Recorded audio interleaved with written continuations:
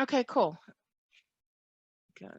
So everybody can see my screen, right? We're all good? Yes.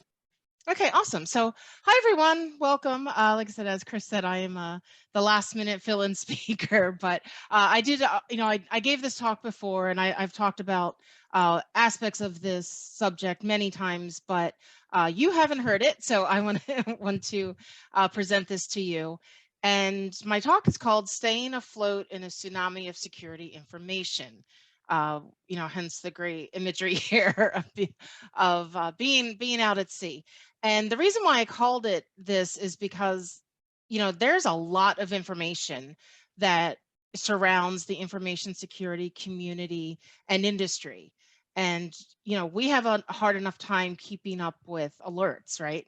If you think keeping up with alerts is tough, try to keep up with all the news and information, which involves OSINT, open source intelligence, and just even news and things like that. So I'm kind of going to go through some ways that I want you to rethink how you take this information. I know that there's a lot of folks that maybe don't even pay attention to the news, even when it involves our industry. So I want to give you some reasons why it's important to care and some tips and tricks on how to make it a little easier for you. I used to be a librarian, and then I made a career change into InfoSec.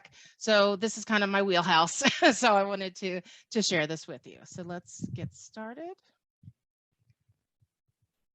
There we go. So why should you care? Well, I have 3 reasons why you should care. One is it's important to stay on top of the news as it involves the information security industry, because you need to be able to practice translating that news into non-technical terms, also maybe called layman's terms, layperson's terms. And you're thinking to yourself, well, why do I need to do that? Well, there might be a chief financial officer who stands between you and your security budget getting approved, and you need to explain to them why you need this extra money in terms that they can understand if they're not technical. If you just tell them we just need this because of another cyber attack or something like that, they're probably going to have some more questions. So you need to be able to take these items in the news and make them relatable and address the people you're talking to. And you can do this with friends and family. You can do this at work, again, with non-technical folks. But I want you to think about that. You need to be able to translate, these stories, uh, for the people who have a stake in what you're doing, whether that's a CFO or or people, even just your users, your consumers of security. Maybe they don't understand why you have to have 2FA on your enterprise accounts, and maybe somebody just doesn't really get it. Well, you need to be able to explain it in non-technical terms. And I really want to emphasize that, is because we don't really have a great reputation. And I mean, we as security professionals, right? A lot of times within an enterprise, the security team maybe has their eyes rolled at them a lot, or people pushing against what we're trying to do to keep people safe.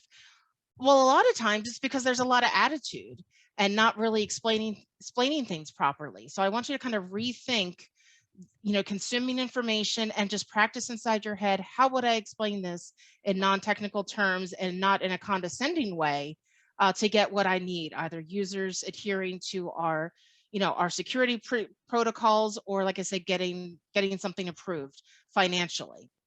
The second is troubleshooting. When you read these articles, you should practice inside your head, how would you troubleshoot this issue?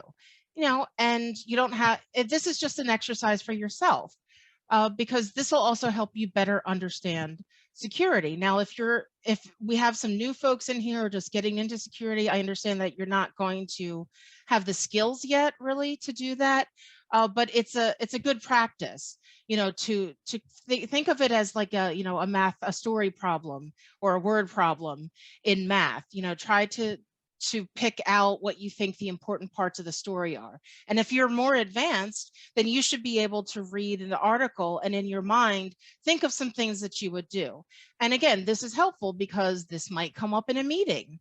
at work. I have been in meetings where people will say, well, we need an example of a data breach that matches these criteria because we're trying to find something apples to apples. Well, being on top of the news, I was able to contribute something almost even without thinking. I said, oh, well, then that's the blah, blah, blah breach because, before these reasons. And I was able to contribute something significant to that meeting because of that. So that's an example of where it's also to your credit and benefit as an InfoSec professional to be on top of this and retain that and really process the information, going beyond the headlines, really seeing what the article's about.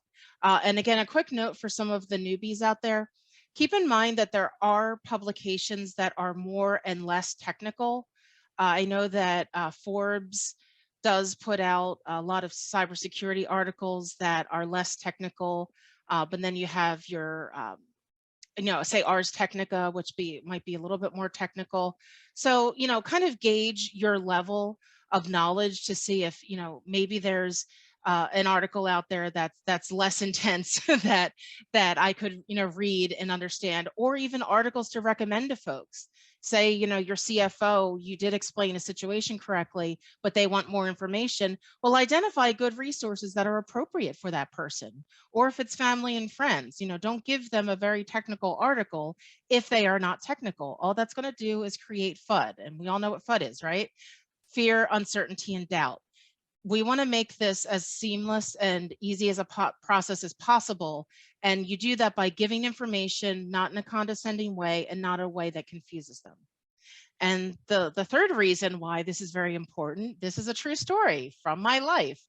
When I was interviewing, the day that I interviewed for my very first information security job was the same day that WannaCry happened.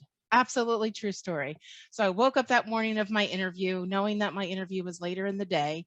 And now keep in mind, at the time, we didn't have the WannaCry name on it yet. We knew that something was going on in the UK. We knew that NHS was impacted, but really didn't know the full scope of things yet. So me being proactive, I thought to myself, oh, this is something that I should read up on before the interview because I might be asked about it. And then I took that a step further and I thought, oh, if I were me and I was interviewing today, knowing that this huge event is happening, even though we didn't have enough details yet, I thought to myself, I would ask me 3 ways to remediate this issue. Like I said, even though we didn't really know much about it yet. So what knowledge I had, I was able to cobble together 3 reasons, and I practiced them on the 45-minute drive to the interview. And, my interview started and it was an hour and a half interview. And towards the end of the hour and a half, I noticed that phones started buzzing more, email started chiming more in the office I was in for this interview. And this most senior person in the room said, oh yeah, looks like that issue that's going on in the UK is, starting to, wake some people up now, because you could tell they were getting inundated with messages. And absolutely true story. Then the highest person in the room said, okay, so speaking of that, can you name 3 ways that you would remediate this emerging issue?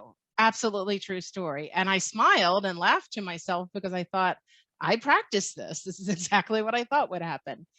And then something really interesting happened. The first answer I gave, the people interviewing me in the room turned to each other and they all said, we didn't even think of that. She, like, oh, we never even considered that option. And I don't even think I got to say my other 2 ways. I don't even remember now because I caught them off guard with a different point of view. And yes, long story short, I did get the job. So, and the answer that I gave, because everybody always asked me, well, what was the big answer? It was a more human-centric answer. I said, well, the first thing that I would do is I would let staff know not to interact with any emails, texts, or phone calls or any other contact from an NHS account, because this was a company that would have had a lot of relationships. Their users would have had relationships with NHS doctors and scientists and things like that. And And since we didn't really know what was going on, I said, well, I think it's safe to assume that their network is compromised and they could be sending out phishing emails or phishing texts and calls and social media posts and things like that. So I said, you really need to tell everyone not to contact people, because even though they or no respond to being contacted, if it's an NHS email, because that could just be another part of it. And they hadn't even considered that. They were thinking of the network in ones and zeros. But I maintain that at its core, security is a human-centric problem. And, yes, there are networks and computers and drones and all kinds of things, but ultimately there is a human putting all that into play. So that was my answer. I did get hired, and yes, I did share that with Marcus Hutchins, and since he was very much involved with that, or involved in saving the internet, as the articles say. So that's very important. Why you should care. So this talk again is about, I don't want you to sink, right? Don't give up. Some people might get overwhelmed by all of this information management, and that's fine. It's something that you can start slowly and really process and work up to. So, I just want you to have the mindset of, you're either going to swim, you're going to be actively engaged, you're going to have a handle on it. And if you don't, that's fine. I just want you to float. Just float, get used to it, start to get into the mindset of this. I just don't want you to sink. Just don't give up. Don't drown. Don't get overwhelmed, all this, because this is a lot of information, right? It's kind of that fire hose of information. It never stops in our industry. So if you're getting overwhelmed, don't let it get to you. Just float. And then when you're ready to resume, start swimming. So I'm going to go over some very basic, OPSEC, Operation Security, OSINT, open source intelligence, sort of things that you can do that not only can keep you on top of the news, but also just other issues. Again, some of these may be very basic and you may know them, but some of them you may have forgotten about or you haven't known. So this is for, a wide range of people, and take this information and use it how it best suits you.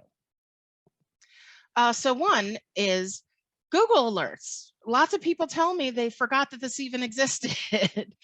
So a couple good reasons why Google Alerts is good to stay on top of industry news. It's free. You don't have to use Gmail if you don't have one. You can customize it, and it uses Boolean. You know what Boolean is, right? And, and, not, or all that good stuff. You can create, so here I have a little sample here, and I like to use parentheses and quotation marks. For those who don't know what that difference is, that a quotation marks around a term will give you that exact term. The parentheses kind of helps you do a string like this. You can put that Boolean operator in between malware and Russia or China. And you see the way I did this is because I segmented them. I wanted malware and Russia or China. I personally put the Boolean operators in all caps because I am old school and that's how I learned to do it. But I also think for people just learning this, it helps you read your search term better rather than just a whole lowercase string that looks complicated. I like to make the Boolean term stand out. So here you can do all kinds of things. And again, true story, when I was first dipping a toe into the cybersecurity world, well, first of all, I thought I was going to go from librarianship into tech. And I set up a lot of tech terms to be alerted on. And then when I learned about cybersecurity, I started putting cybersecurity terms in my Google alerts. And what I found is I was clicking more on the cybersecurity news articles than the regular tech articles. So if you are still unsure which area of information security you want to get into, because as we know, it is a very vast field, you can put some specific terms in there and really see if it interests you. Are you clicking on GRC articles or are you clicking on red teaming articles? And, it's totally okay to change your mind. And another way to think of it is it's a good way to sort out what does not interest you so that you're not bogging yourself down with things that don't interest you, and really dig into the stuff that you do get. So I highly recommend Google Alerts, and I just feel like they're not not used enough. One other thing, I do recommend having a separate account for these, or at least if you're good with filters and things, because yes, this can really fill up your your inbox. So figure out how you want to do this. Do you want a separate account? Do you want filters? Again, it's all about floating or swimming, right? You don't want to be drowning under all these alerts. So figure out the best way that you want to manage this information. You are in charge of this information. You tell it, how often you want it to come, where you want it to go to, and you consume it on your time. Remember, we're swimming and floating, swimming and floating. Another tool I like to use is Pocket. Again, one of those things, I always come across news items or stories that I don't have time to read at the moment, and I want to save it. So I recommend Pocket. I only have the free version, but there is a premium option. But it's a way just to save an article for later, especially if you're not, if you're not looking at it in social media, or if you're just looking at it, online. It's just a really good way to save things, and the display is interesting. And they also have good information that they put forward too. If you go in and tell them that you want cybersecurity articles, you'll see some of that. And what I like about Pocket is, and I'm going to talk about this a little bit more in a few slides, but you can create your own custom metadata tags. So if you want to create something that is meaningful to you, like, job hunting, or, management, or something like that, you can tag that in Pocket and really have a good sense of what you're looking at later when you go to sift through it. I see oh, okay. Yep. Sorry, I saw a comment. I just wanted to see if that was a question. Okay. Another one I like a lot is Flipboard. And I call this Pinterest for news, basically. It's a great resource. And again, I often find that if I search the term cybersecurity in Flipboard, I always find at least one article that I haven't seen anywhere, and it's a real gem. So I really appreciate the variety that this pulls from. So Flipboard is good. You'll see that they have all kinds of hashtags, metadata to look for different articles, but I just wanted to highlight cybersecurity. Again, I just think this is a great resource to help round up all the news, and you can really narrow it down by using multiple hashtags or multiple metadata tags. If you have something very specific that you're interested in, you can do that too. So this is another good resource.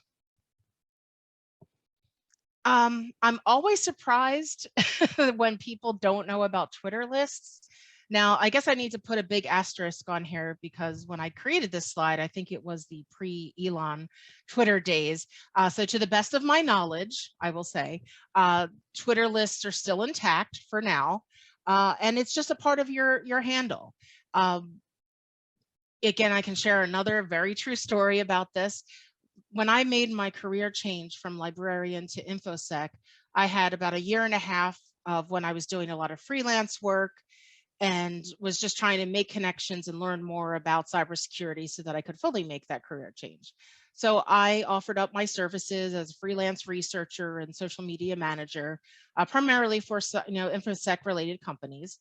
And this one client wanted me to find who some of the clients were for their competitor, but they didn't want me to spend any money, because you can easily go to a company and just buy lists of another company's clients and things like that. So I did a lot of just regular open source intelligence research. Sometimes there'll be a news article that'll mention a company, and whom they were helping out of a jam and things like that. But I was getting really frustrated because I couldn't find a lot about this one company, who shall remain nameless. So I went to their Twitter handle and I looked at their Twitter lists. And lo and behold, somebody created Twitter lists called clients, future clients, party invitations. And party invitations, well, that would be prospective clients. When I saw the handles, why else would you invite someone to an event unless you wanted to try to woo them? So, not believing my luck, I not only did screenshots in case somebody wised up and made these lists private, but I also grab the links and everything. And when I submitted it to my client, they thought I was a genius.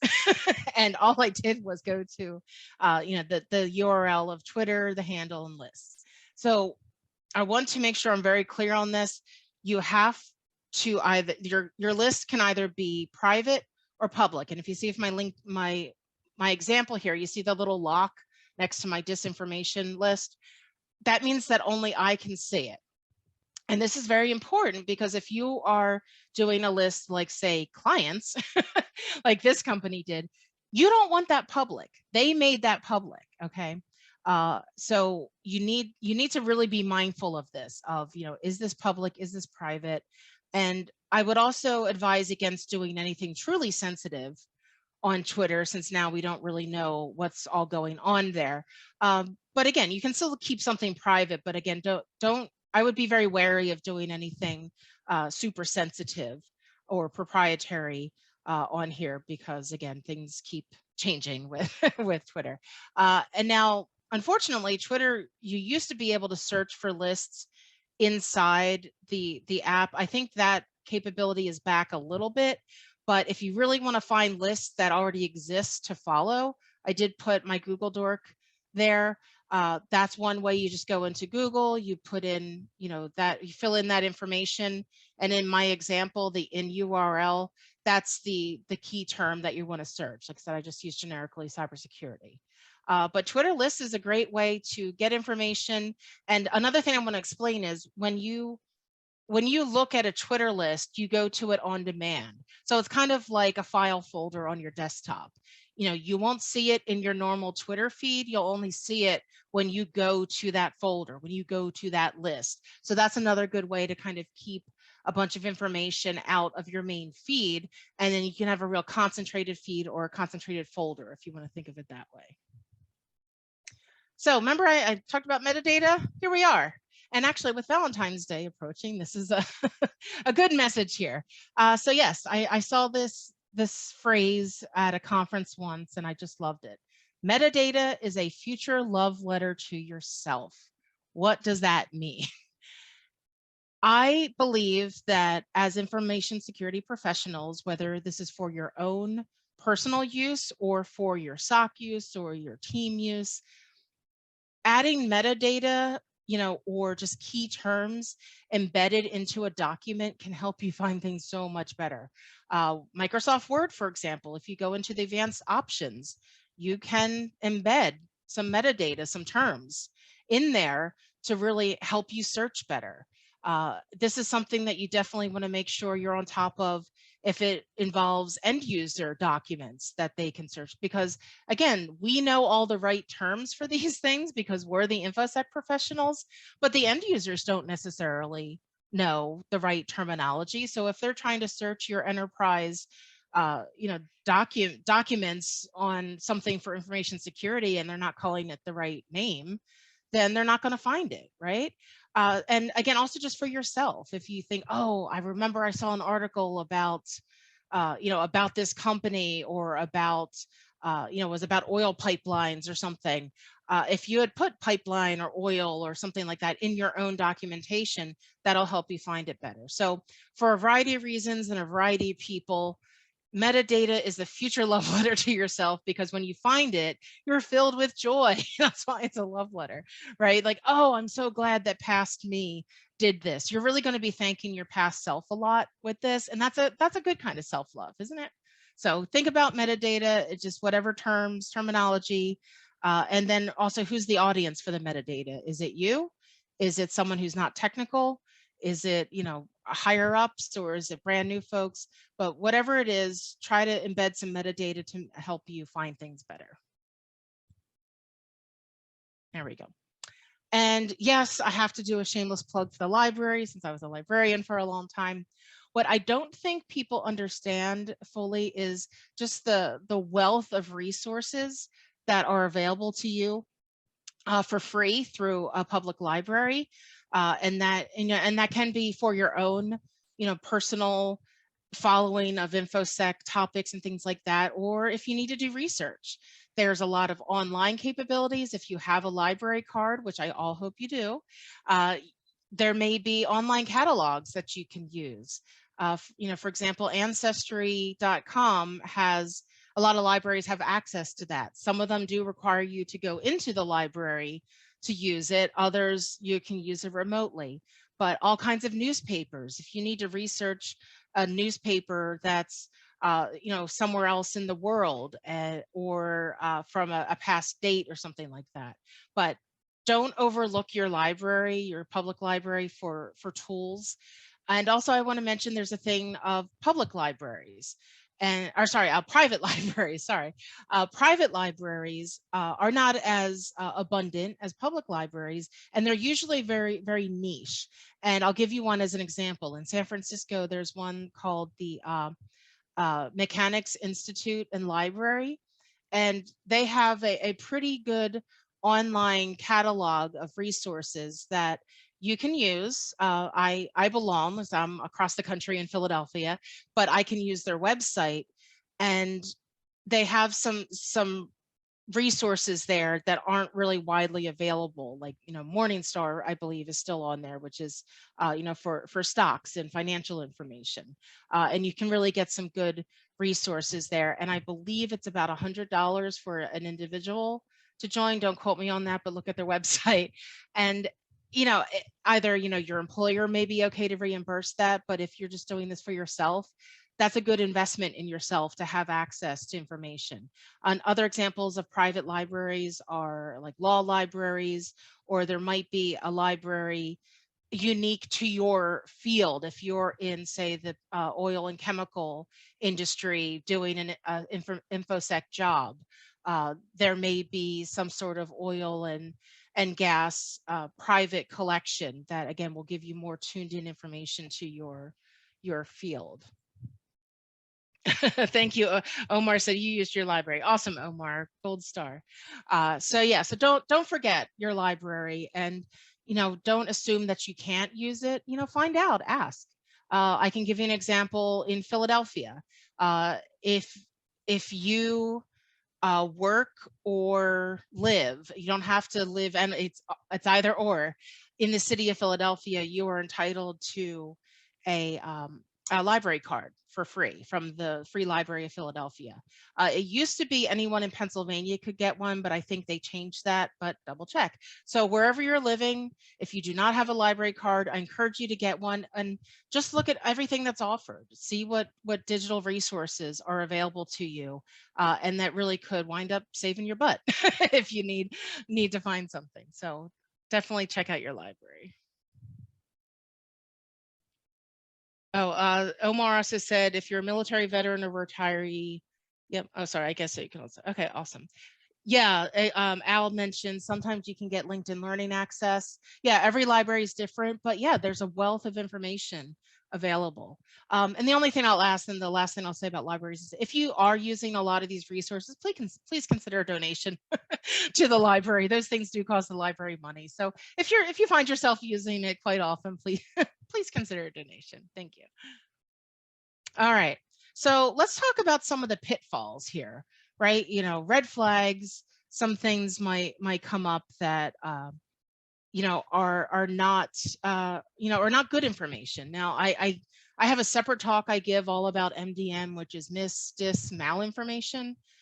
You want to be able to use some crucial critical thinking skills to differentiate the bad post from the good. And it's getting harder and harder these days, right? To really differentiate that. So I want you to be mindful, take a step back. Am I reading someone's personal blog, or am I reading a well-known reputable news organization? And that's the word reputable that kind of is getting murkier and murkier, because someone could very much believe something from a news organization. I don't want to name any because I don't need all those people coming after me, but you need to really determine who's this coming from, where's this coming from.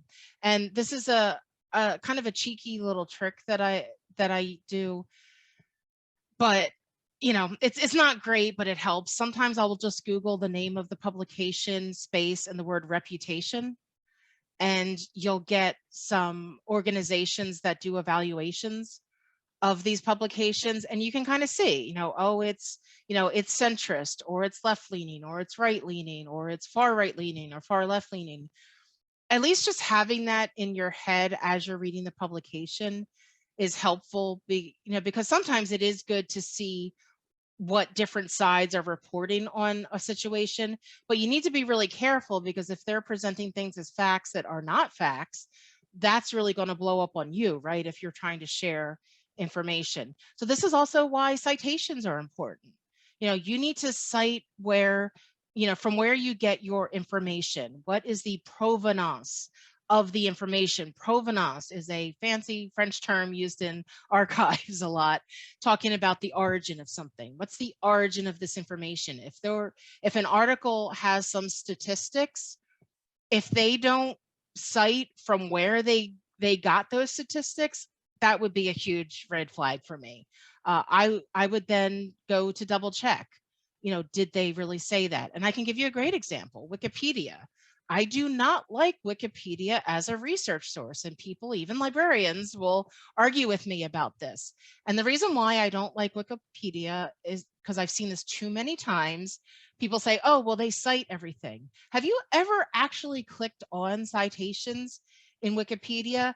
Either they're broken links, right? And the article or the citation that they're listing is now no longer found. So how can you verify it? Or the thing I ran into a lot when I was double checking people's research and they cited a Wikipedia article is some of the citations don't actually prove the point they're citing. So there'll be a sentence with, a number 2 at the bottom, and you look at, you look at the citation for number 2, and I have read through entire articles and said, there is nothing in this article that proves what they said. They just put that in there to look good. And I think that's where people fall into this false sense of, to quote Stephen Colbert, truthiness, is they see that something's cited, but don't follow up on the citation. And there's no there, right? There's nothing there. So you need to really think critically. From where is this information coming from? What angle is it coming from? I heard someone say a long time ago, said, if you are reading something and you agree with the point of view, it just means that you share the same bias as the author. And that's not necessarily a bad thing, but it's something I want you to be aware of. Is, then that if you're in agreement with something, then you should think to yourself, okay, I might want to look at this from the other side, because this might be too biased one way. So, I know this sounds like a lot of work, but I've practiced this. You can practice this and you get better at it and you start thinking more critically. Another example I want to give you is, again, true story. I have lots of true stories to share. And actually the anniversary was yesterday or the other day of when, unfortunately, Kobe Bryant and those 8 other folks perished in the helicopter accident. So 3 years ago when it happened, I was on a train from Philadelphia to New York and nothing else to do on the train, but, look at my phone the whole time. And I started to see on Twitter some people commenting about it, but I also knew better, to believe just random tweets I saw from people, not news sources. I know from past research experience that TMZ is actually a quite good resource for anything celebrity related. So I went to them and they were reporting it. But that was not a slam dunk for me, no pun intended, because he was a basketball player. But it made me think, okay, so here's my baseline. Here's TMZ reporting something. They're citing local police, things like that. I wanted to see the Los Angeles Times report on it, the New York Times, the Chicago Tribune. I wanted to see some other news agencies report on this. It took about 35 minutes, I was keeping track, for me to see articles from the LA Times, from the New York Times, from CNN. So TMZ had that much of a jump on this story, which I expected of them. But for me, I wanted to triangulate. You hear a lot about triangulation with cell phone use, right? I want you to think of that when you do research. Can I find 2 other reputable sources that agree with the information that I'm seeing?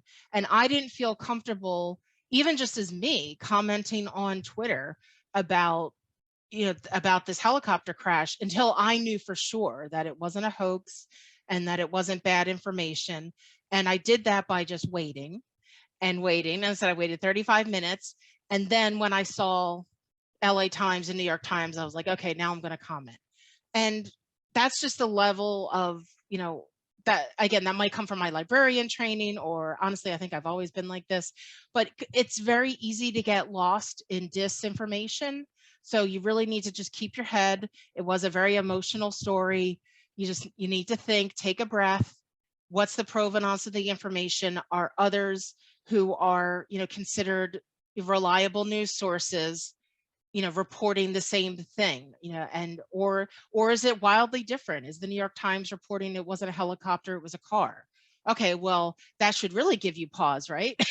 If the major, source of, if the major cause of the accident is being disputed, then that's definitely something like, oh, I need to look into this before I tell anyone or I comment on it. So I'm just using that as an example, but really think about triangulation and think about sources and their leanings and things like that. And also a lot of times, especially if it's an international incident, you might have to search in a non-English language. Okay, you may need to have alerts set up. If you are not fluent in that language, maybe talk to someone who is fluent and ask what the best keywords would be. You can also do those Google alerts with non-English, right? And it's 2023. I think just about every browser has some sort of translate feature. If not, there's translation apps and websites and things like that. Don't limit your news intake to just English language, because you're going to miss a lot. Another true story of this is when I worked at the law firm. The firm I worked for at the time was one of the lead law firms filing a lawsuit against Saudi Arabia regarding 9/11. And I remember one of the lead partner for the firm found out that I could read French.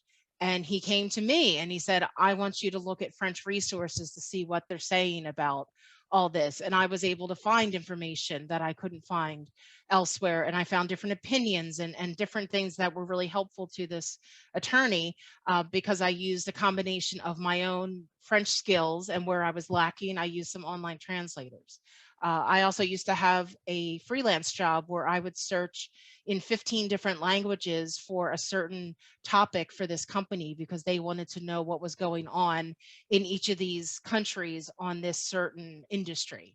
And I did a combination of online translation for those terms and also reaching out to native speakers, because sometimes the online translation isn't perfect. There are things like idioms and things like that. And if there's anybody on here on this call whose first language is not English, you certainly understand that how some terms in English can be confusing and not how the translation makes them out to be. Well, native English speakers, it's the same way in other languages. Okay, so it's a really good idea to set up those Google alerts and monitoring in languages other than English, especially if your company has an office, in France or an office in Brazil or something like that. You're going to miss a lot if you just rely on English.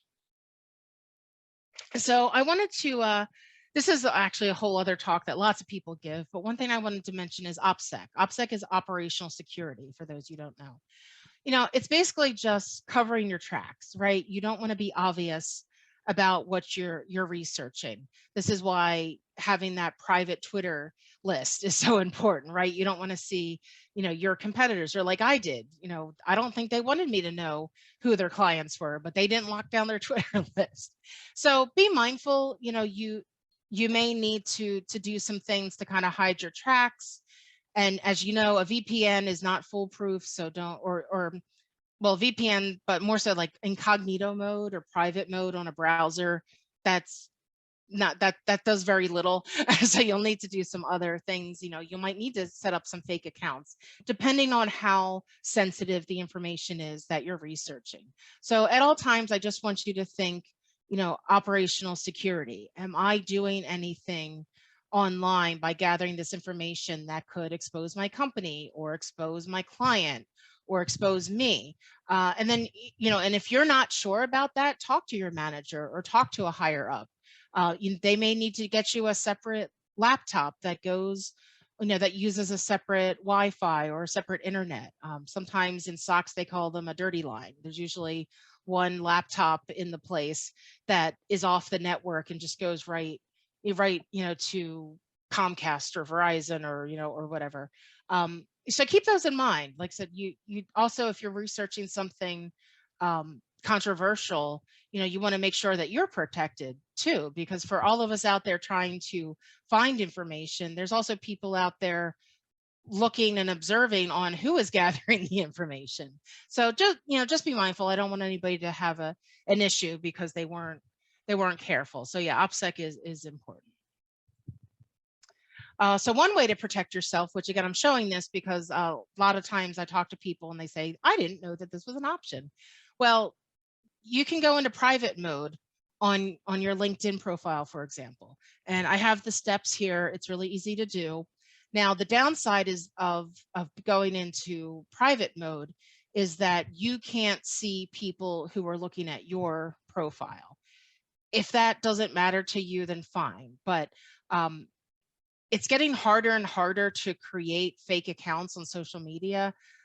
So if you already have a fake LinkedIn account to do research on, congratulations, keep that, keep it up. But if you do not and have to use your own LinkedIn profile, for example, make sure you're, again, OPSEC, make sure you're protected, follow these steps. So yes, I have given up being able to see who's looking at my profile because I'm in private mode.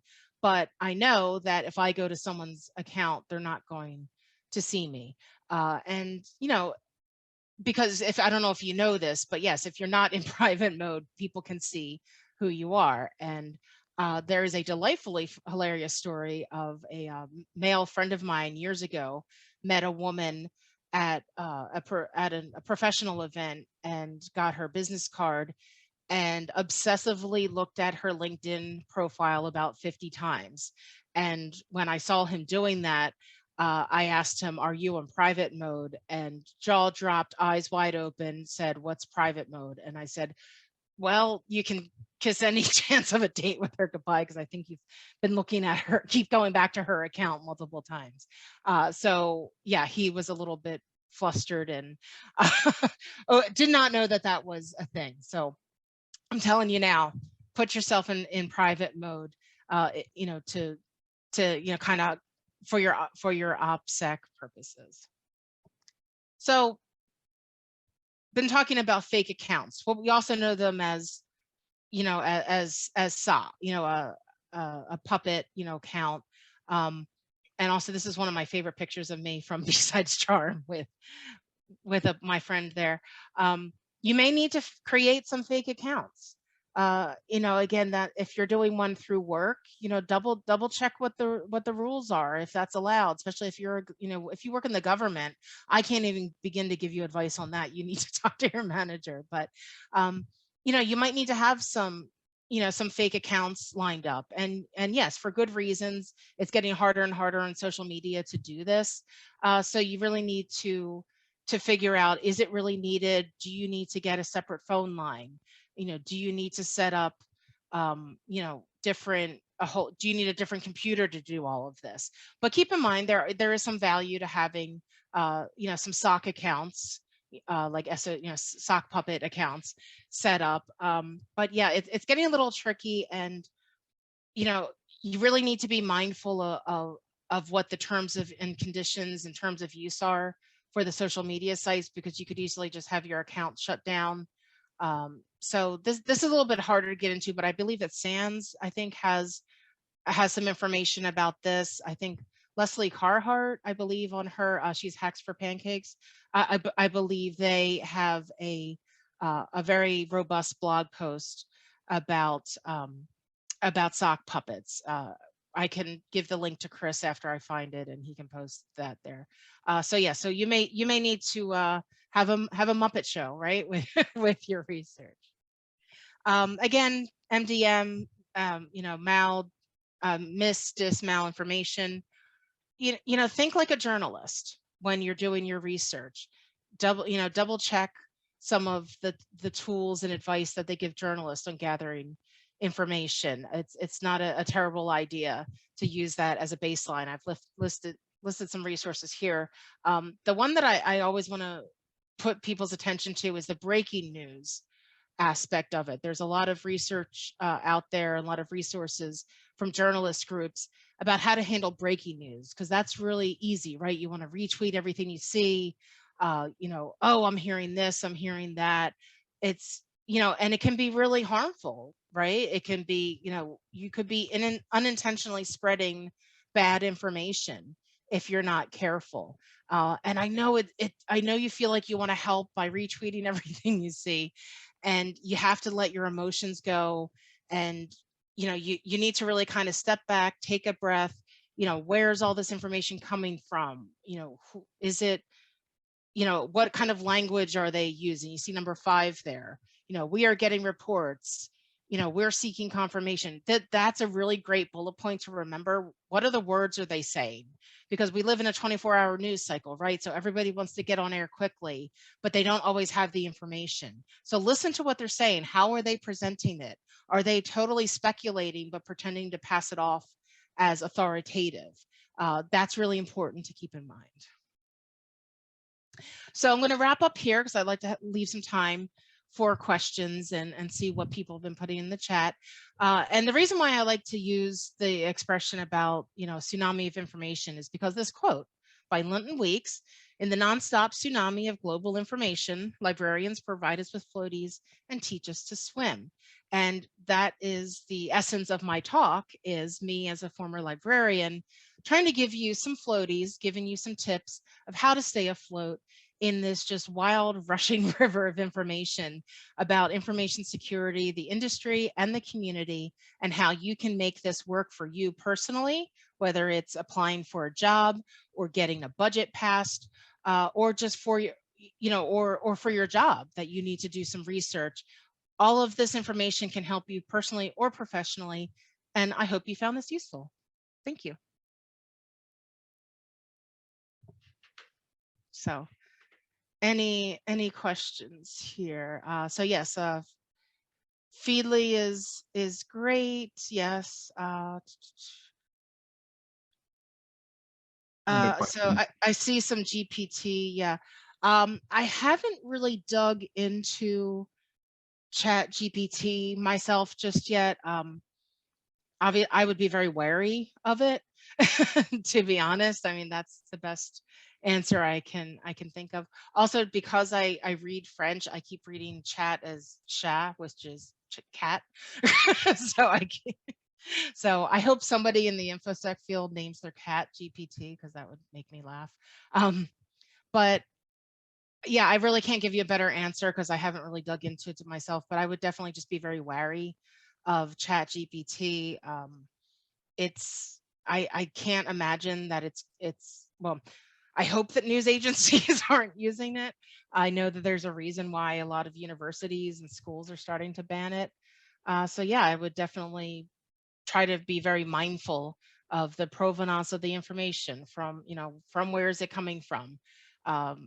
I guess we're not too far from seeing a byline, right, saying, by, or helped with, Chat GPT helped with this article, which I think would be very, very scary. So I apologize, I can't give a more robust answer about that, but I would just say be very wary.